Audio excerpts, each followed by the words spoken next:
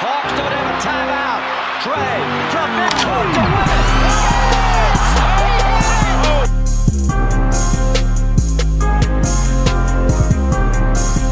Swanson to first.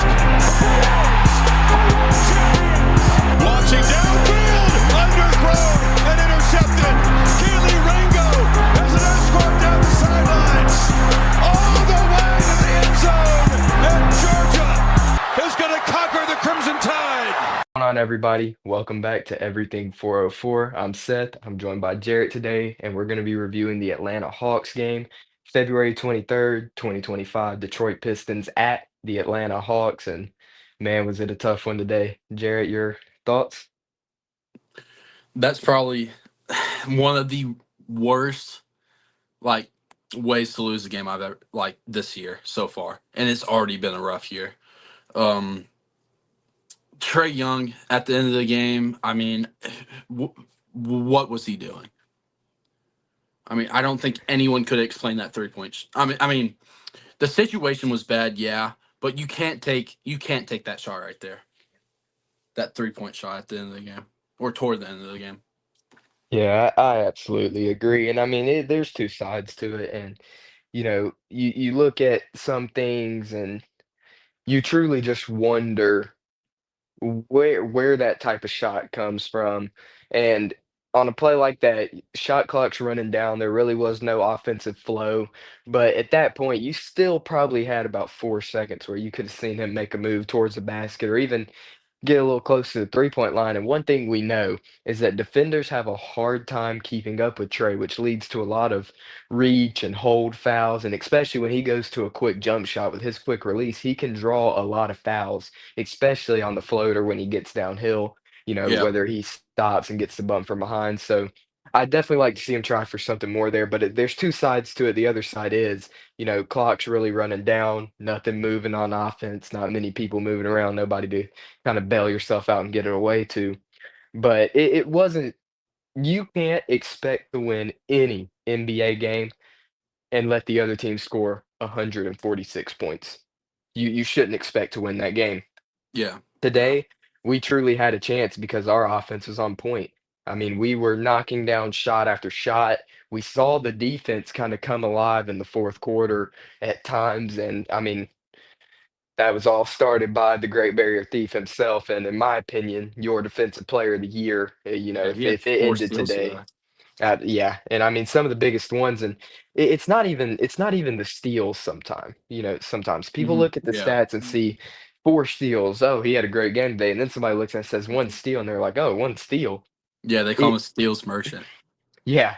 So you really have to look at the fact of how he can take over and change a game with his defense. And I think one thing you saw, Cade Cunningham, obviously incredible player, having an incredible year. And I Had a mean, incredible he night. dropped incredible night as well. 29 points in the first half, something that's, does not happen very often. And No. he, I believe, ended up with only 36 tonight. Could be wrong Yeah, there. we really adjusted well to him the second half. I mean, we that led to more open shots for like Schroeder and Beasley, but I'm better off uh double teaming Cade Cunningham than letting him just cook us the whole night. Well, and they adjusted well to it pretty quickly, but one Yeah, thing we saw a lot of was the pressure we were bringing. And at one point, even four defenders blitz Cade Cunningham on the sideline. Or, well, you had one pickup in the backcourt, and then all three get to him on the sideline, and it forced a turnover. And we saw a lot of plays like that today, where the Pistons, who are known to kind of have some moments where they, get a little erratic, throw the ball away, have some bad turnovers. So it today is a game that you're not overall mad. It's a okay, you're not happy with this game because obviously the defense just looked terrible. So yeah. many Defense open is horrible. shots, but it's also one of those games I think where the Pistons just wouldn't miss. I mean, you Yeah, have good guys on their team, but guys like Malik Beasley putting up what he was, I mean, he was making every shot he took, almost it seemed. And one thing we saw Asar Thompson in a lot of foul trouble today, didn't get much time. And truly, when he was in the game, he was causing a lot of problems for Atlanta. But I think one thing for Atlanta is your turnovers. Yeah. So many just bad turnovers. A couple early on from Trey where he just kind of, lost control and threw a pass away that led to an easy fast break shot, and a couple, offensive turnovers where it was just like, what are we doing? Yeah, Trey had 7 turnovers. I mean, Trey Young, if you're going to be the main ball handler, you're going to turn the ball over. But turnovers just kill the game, or they kill any momentum you have. I feel like we would get momentum and then just turn the ball over. Yeah, I absolutely agree. And back to your point about having the ball in your hands and usage, Trey, he probably, has more usage, has the ball in his hands more than any player in the NBA. I mean, it really is the truth. You're gonna have Yeah, a lot of turnovers when you try to make the passes and the plays that he does on a nightly basis. But yeah, there's some that are more looked at as upon, that was a tough pass, good look, get him on the next one.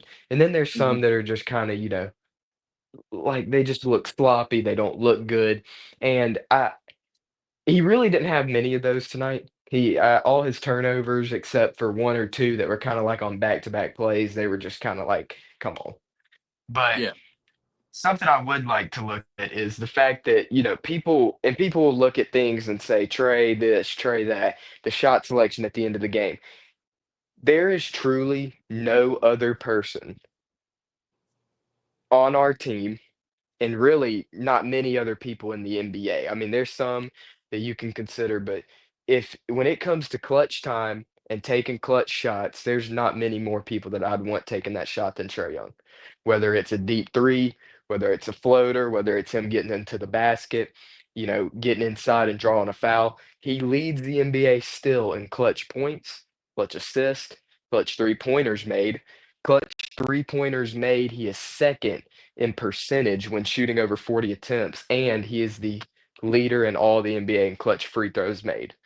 Not many other players do that ever. So yeah, he's a game changer in the clutch. He's a guy that I want taking the last shot. The past two nights we have seen some questionable shots, the two deep threes against Orlando, and then the really tough layup at the end. He was trying to draw the foul on Stewart right there at the end, but that is a play where I'd like to see us go for a three-pointer. The three ball was falling, especially for a guy like Jordan Niang, who we will get to soon. It was just one of those tough endings that take away from truly what was an amazing game and make it just not good. yeah. I mean, George. Speaking of George Niang, I mean, I think that's the most impressive night I've ever seen from uh any Hawks player.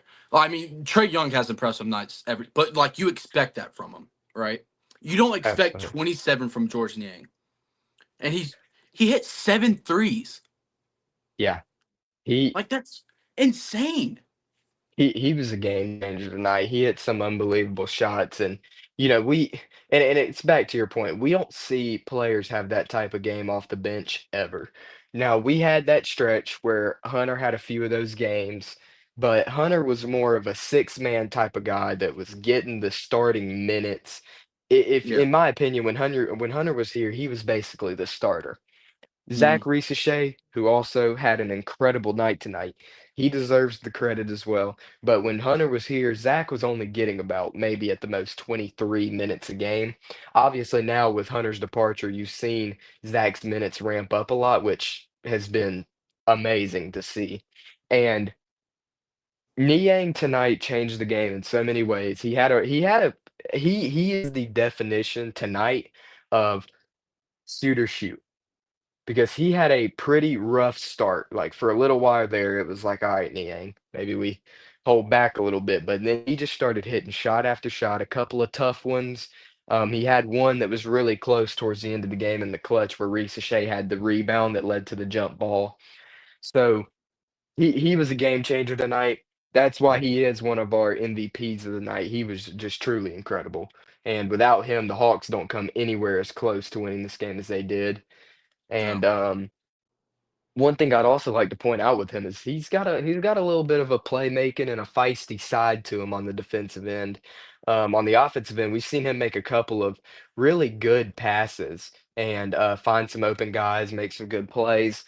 He's not a bad rebounder at all, and his defense, he's a really physical defender. He does pick up some fouls underneath, and we saw him at the end of the game pick up that foul on Schroeder, which led to the and one. But other than that, he's made some really good plays. He's good down low, so I think it was a great pickup by the Hawks. Yeah, I mean, especially getting him from the Hunter trade, we were all disappointed. Disappointed. I'm pretty sure we've said this the past two episodes. We're disappointed that we traded away Hunter. Hunter was having a great year. He's sixth man of the year candidate. But when you trade someone like that, you want to see production like Niang had tonight, or not. I mean, not even production like that, but you want to have good production. And Niang having the night he did just shows so much more or I have so much more confidence in the front office now. Like Landry Fields, if you were to like a couple of weeks ago, I wanted him fired. But like Niang's been playing good. Levert, he didn't have the best night, but he's been playing good since we've traded him. And man, I mean, I feel like man tonight was kind of Underwhelming. yeah, but like uh, he's had moments to where he seemed like he could be a not a good bench piece that we acquired.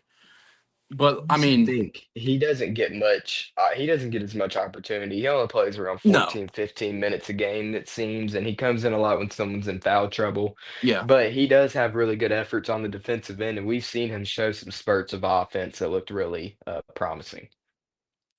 yeah, but like at the same time, uh, Niang and Levert, that for Hunter, I mean, like I don't think ideally it was a bad return. I thought at the beginning, but like I mean they've just been going off, and it's Yeah. just I it's kind of remarkable in my opinion that like especially with everyone hated that trade. Like not it's not even just Hawks fan. Everybody hated that trade for us, and they've just been proving everyone wrong so far. Yeah, I think a lot of it comes from what you said with the front office, the initial reaction on the trade. It stems a lot from just kinda, I guess, shock almost. Nobody expected DeAndre Hunter to be traded with the season he was having and with who was said to be on the move. Every Hawks fan expected 2 people to be gone at the trade deadline. That was Bogdan Bogdanovic and Clint Capella. Bogdan Bogdanovic, I think it was a no-brainer. He had been sitting out of games. He wasn't having his best year, and it was kind of one of those moves where you're paying him a lot of money. You try to get rid of the contract while you can and make something happen with it. The other side to that is with Clint Capella. I think it was more surprising we kept him than it was not getting rid of him. But he Yeah, has nights like he did tonight yeah, he had a where pretty nice night. he did, and very, very big props to him. Because I've been an Atlanta fan too, to not be the biggest fan of him, I don't think Um, any Atlanta fan is a real big fan of him at this no, point. but he means a lot to this team in a lot of ways, and we saw it tonight with a few huge blocks. He had a few tough rebounds. He had one big offensive rebound that they called off due to a quote unquote over the back foul, which everybody was pretty shocked about. Which one thing tonight, it's same thing as Orlando, had every opportunity to win.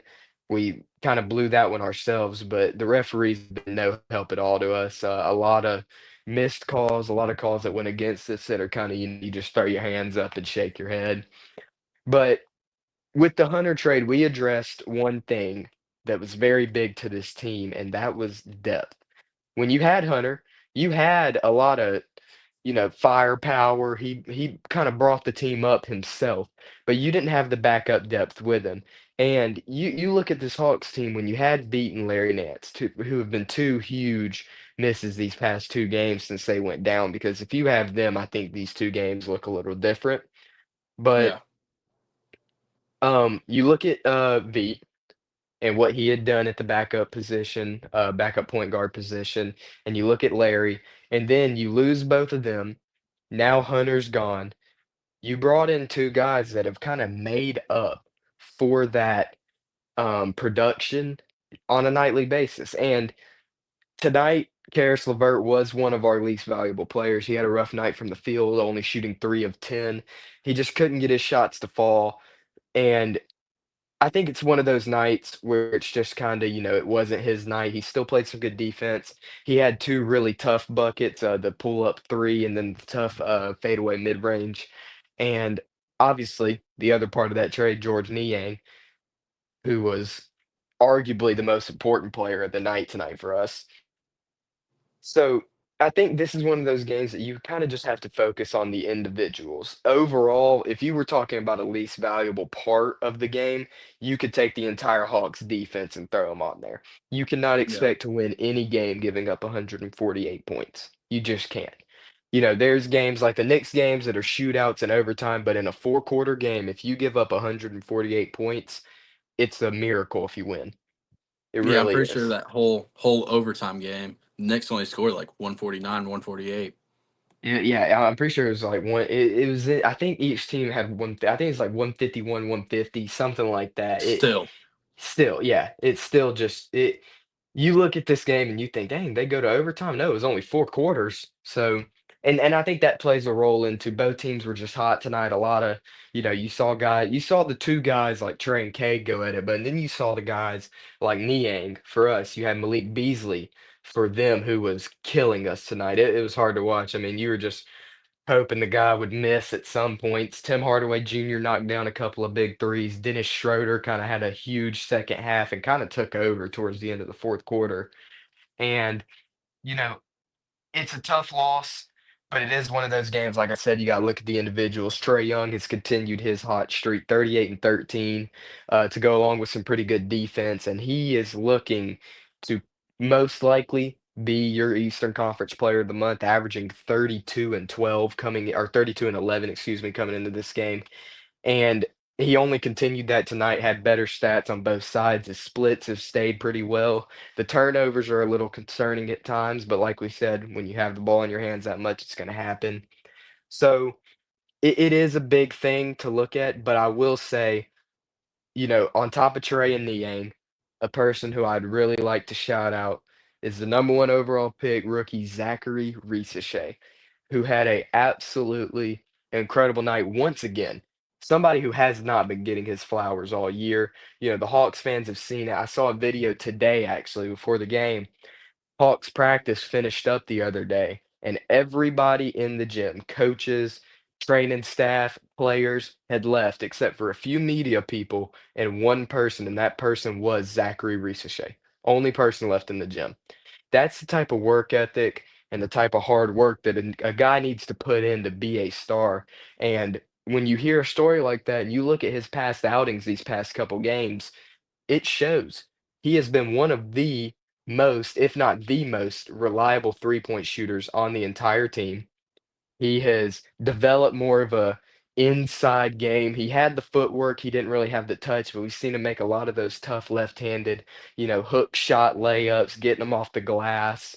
And he's just become such a consistent player on both ends. And he already had the defensive efforts tonight, 2 blocks and 2 steals. He is truly showing why he was the number one pick. And I really do think it is insane that we don't see him in more rookie of the year talks.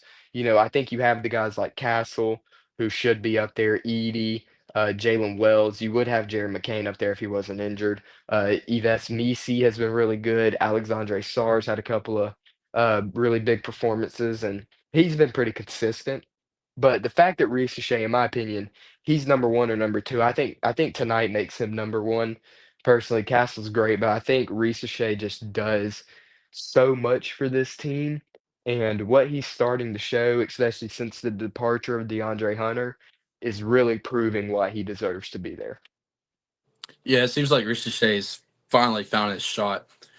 He shot 4 of 6 from three today, and I mean, it kind of reminds me of the second half run that Trey Young had his rookie year.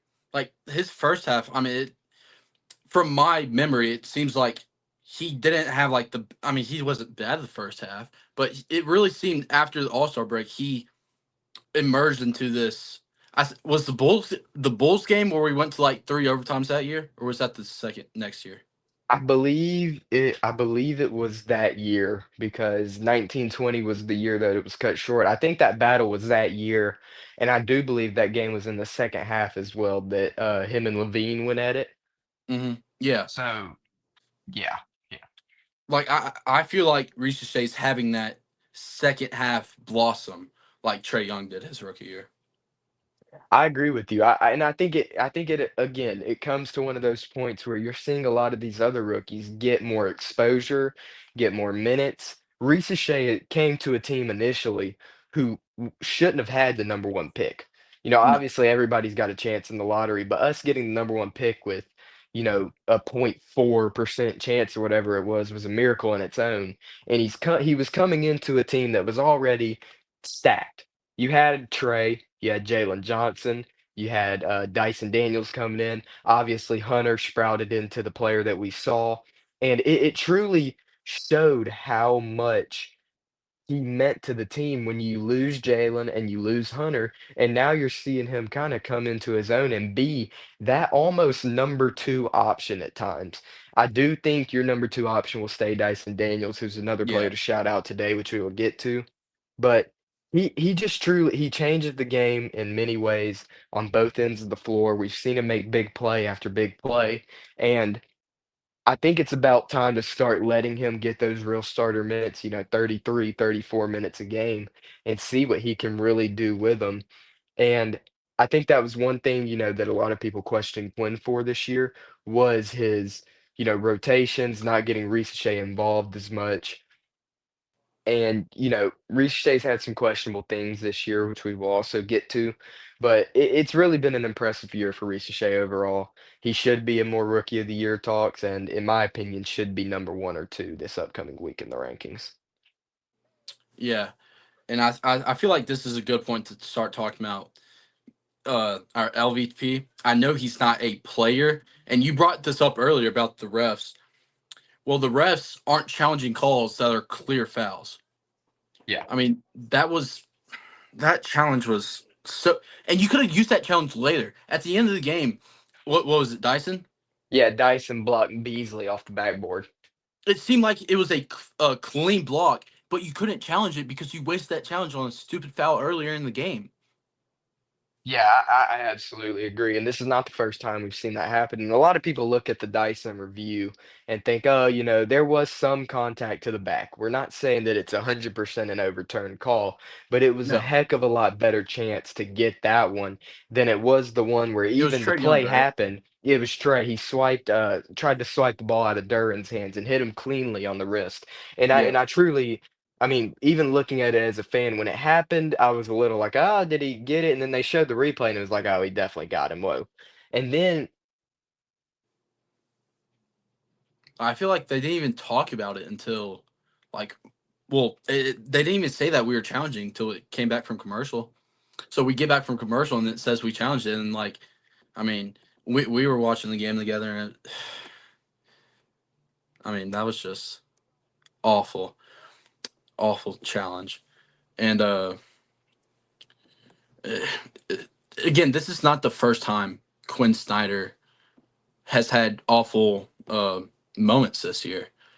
I mean, I'm not saying it's time for Quinn Snyder to pack him up, but at the same time, this can't keep happening. a little bit of technical difficulties there for a second, but back to the point. I thought it was a timeout that we were using to regroup the guys, kind of just take a second because they were starting to get on a little run and have some things happen. And then you come back and hear that we challenged the call. Yeah, And it truly makes you wonder because that's not the first time it's happened this year. If other Atlanta fans recall, earlier this year in a game against the Spurs, there was a play right at the end of the game. It was Onyeka Okongwu going up with Victor Wembanyama, and it was definitely it was one of those fouls that sometimes you look at and you just think that they might let go. It was a little, a little push to the chest, but the guy's 7'4". If he's going up for a dunk and he doesn't finish it, I mean, it wasn't much contact, but it was enough to institute a foul. Instead of Quinn saving the challenge, he used it there, and because it was our last timeout, we lost our last timeout. So right there at the end of the game, you're in a tie game. There's like maybe 2 seconds left or so, Hmm. and he used the timeout. Victor made the first free throw and purposely threw the next free throw off the front of the rim. And because of that, when a Hawks player touched it, time started, and we had Trey throw up a half court heave and you didn't get anything out of it. Instead, you could have saved your timeout. Victor maybe misses one anyways or something, but even if he makes both, you've got 2 seconds and a chance to get the ball past half court, draw something up. We've seen the Hawks on a lot of those inbound plays get some amazing plays. And, as much as we've seen Trey make a half court heave this year to win a game. We've seen him make some incredible shots. Even then, though, you can throw a shot down, throw a pass down low, get a guy like Onyeka or even draw a foul on the inbound or something to get somebody on the line. So it's been some questionable, calls and challenge uses, some questionable lineups this year with Quinn. But obviously, as fans, we don't know as much as he knows. He has people that sit behind the bench and run the replays and, run them over, talk about them, decide whether they want to challenge or not. So maybe they saw something different, but it clearly looked like it was a foul on Trey Young from the initial replay and even the initial play itself live. So Quinn is one of our LVPs today. The lineups have gotten better over the year. We've seen the production. Quinn is obviously not out there shooting 3-pointers and, playing defense on Cade Cunningham. No. But there's some definitely questionable calls. And like we said earlier, one of them is cut off. One of our LVPs of the night as well is Karis LeVert. He's been amazing since he got here. He had a rough night shooting 3 of 10. And in all honesty, the only reason he's up there is because there wasn't many other players to put in the conversation. It seemed like everybody kind of had a good night in their own way. You can't put Trey Young up there for, the bad three at the end of the game because that was, I mean, without his 38 and 13, you're not in that game at all. There was nothing Mhm. that instituted him to be a least valuable player of the game. But speaking of big nights for people, we saw Hawks announcer Bob Rathman get inducted into the Georgia Sports Hall of Fame. Yep. Well deserved for him. Congratulations to him. He's been a big inspiration for me as someone who wants to go into sports broadcasting. So big props and congratulations to him, one of the best in the game, my favorite, of course. So, him getting inducted into the Hall of Fame, the month that Trey Young has been having in such a big game at State Farm Arena, you would hope that you came out with the win. But in all honesty, it is what it is. It's a tough game. You look back on it, you look at the individual performances, you look at, Zachary Reese-Shea having the night he did. Trey kept up his hot streak. Obviously, George Niang with an incredible night. And one more person we didn't get to talk about much, Dyson Daniels. Jared, Oh your thoughts yeah, on him tonight? dude. I mean, just like every other game this season, defensive masterclass. Like Dyson Daniels is DPOY easily. But like Dyson Daniels today, at least, his impact wasn't just defensively. Thursday he kind of struggled. He breaks some layups. I mean, it's going to He, happen. You play yeah, 82 games a year. You're going to have an off night offensively. But he turned around the day. He shot 100% from beyond the arc. Uh, he had a great night offensively. absolutely. And like you said, Thursday, the only reason he was a least valuable player was because of his offense. He was 3 of 14 from the field, did not make any 3-pointers. It was just a tough night and all for him. And to You be look, fair, it is coming off the All Star break. it is, yes, absolutely. And I think that was another thing with that Magic game, too. And tonight, it's not much of an excuse. You've had a game, you're back in it, you're at Yeah. home. So I would say. Dyson having the game he did tonight was very promising. And it's like you said, it's not just on the defensive end. He shot 100% from beyond the arc tonight, and it was some big three-pointers too. He had a couple of them that, we were down 9 and needed one, and he was able to get the bucket for us. He had a big one in the fourth quarter, and it was like Niang was. He was knocking down big shots when we needed him most. So big props to him. And it's like, he is the best defensive player in the world, in my opinion. There's nobody that does what he does. And, you At can least look at it perimeter to, defender. yes. And you can look at it, Cade had 29 points in the first half. But this is why you can't just look at the box score and say, oh, Dyson's our best defender. Cade Cunningham's their best player, and he's a guard. So Dyson was matched up against him. Therefore, Dyson had a horrible night. Well, if you watch the games, you realize that teams make it a true effort and true, like, point of interest to get Dyson Daniels away from their ball handler. We saw the Knicks do it when he was guarding Brunson. We saw the Timberwolves try to do it with Anthony Edwards, and we saw the Pistons do it all night tonight with Cade Cunningham. Dyson can't fight over every screen. He can't switch in the middle of a play and leave his guy open. It's just not going to happen. We saw them all night tonight attack Trey Young. We saw them go at Trey. We saw them get the high pick and roll to get a switch, and it's like the Hawks do it themselves. The Hawks do use the high pick and roll, try to get a switch onto Trey Young. Whether we saw him do it with Asar Thompson tonight to get him away from him. We see him do it with the Bulls to get Javon Carter off of him. And, that goes for any of the best defensive players in the league that are on Trey. And it Dyson can't be everywhere at once. He, in the fourth quarter alone, I believe, had 3 steals, and 3 of them huge. The pickpocket on Schroeder, the swipe down on Cade, that he didn't get a steal for that because the ball was loose and it was a shot clock violation. That should have been his 5th steal of the night Oh had we yeah. come up with the ball. He swiped down on Cade, was able to knock it out of his hands. He changes the game defensively, and, I brought it up the other night. He single-handedly changed this team. Without Dyson Daniels this year, you are not anywhere close to where you are. And that says a lot considering we are just a, ninth seed now. But it truly it is the truth. Dyson changed this team and he will for years to come. I mean, he's 21 years old. He's already one of the, if not the best defenders in the NBA. And like we've talked about, his offensive game has come along so much to the point that he's looking like your most improved player of the year. So the Hawks have a lot of guys that, are up for awards this year. You would have seen both Dyson and Jalen in the conversation for most improved player. You could have had Hunter for six man of the year before his departure. Reese Shea, obviously rookie of the year. Dyson for DPOY. And you're looking at a Trey Young who could possibly be an all NBA player this year.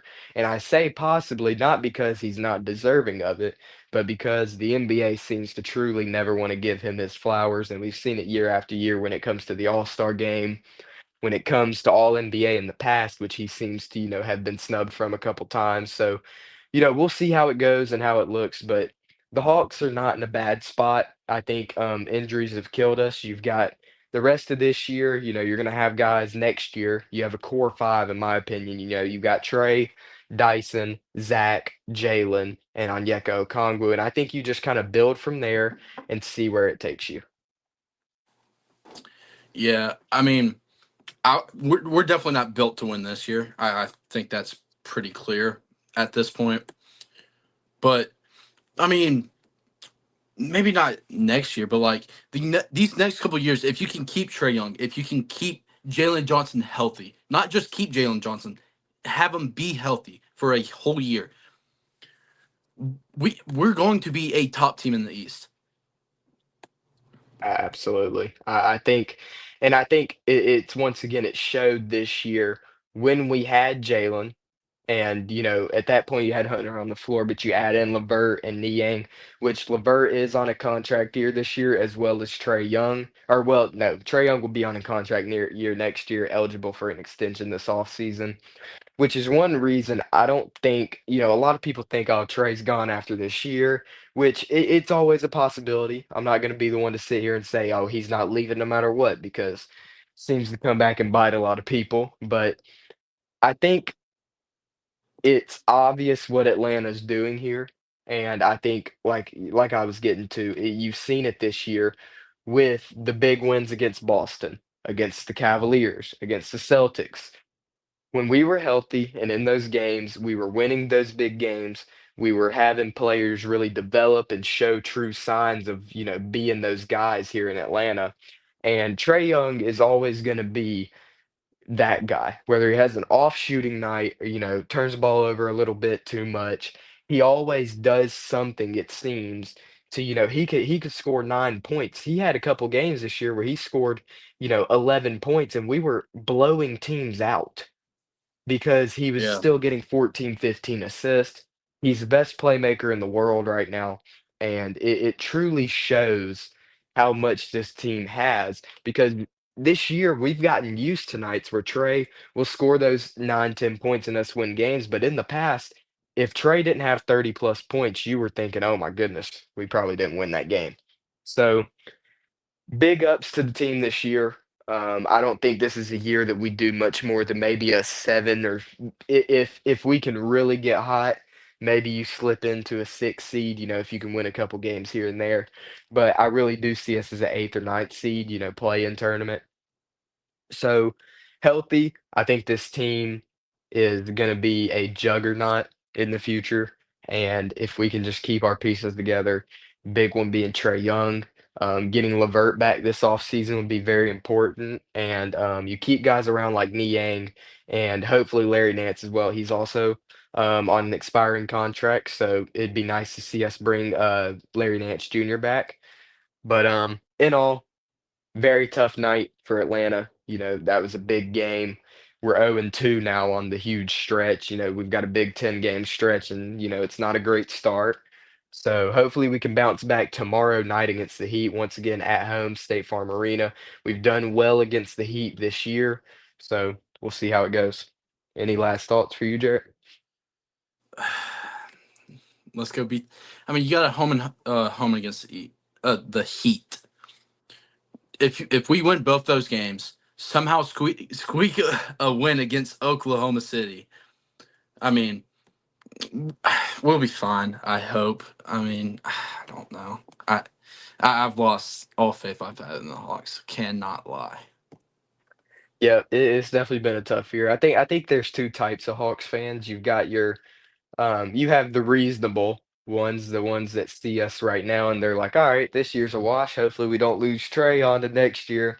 And then you have the Hawks fans that are, a little more, I guess, positive is the word to Optimistic. use. Optimistic. I'm definitely one of them. I'm always trying to find the positive in it because of how big of a fan I am. And yes, I am still living off of the 2021 conference finals run.